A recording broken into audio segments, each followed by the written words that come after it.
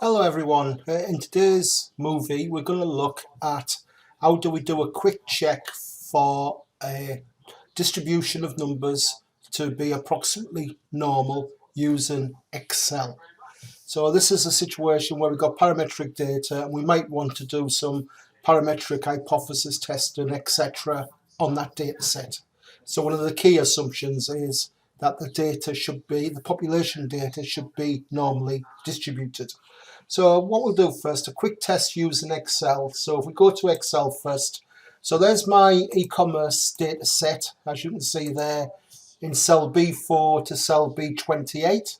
Now, the quickest way is that we know that when a distribution is symmetric, that the mean and the median should be equal to one another. So what we're looking for is, in this case, because we know the normal distribution is symmetric, then we calculate the mean value using the Excel function average. We calculate the median value using the Excel function median. And what we're looking for is that those two numbers are approximately equal. We also calculate the sample skewness as well. And the sample skewness, as you will see there, is 0.00175 to 5 decimal places. And we're using the Excel function skew. Now, please remember that this tells us that the distribution is symmetric. Remember that if the skewness is between minus 0.5 to plus 0.5, the distribution is approximately symmetric. If it was 0, then it would be symmetric, etc. So all we're doing there is we're using those Excel functions to give us an idea about whether the distribution is symmetric. It doesn't tell us it's normal, it just tells us it's symmetric. But remember, the normal distribution is symmetric. Now we can also use the data analysis procedure to get the same numbers. So we click on data, we click on data analysis, we then click on descriptives, click OK.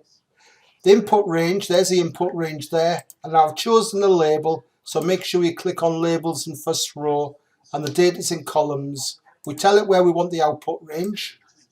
So the output range is going to be there.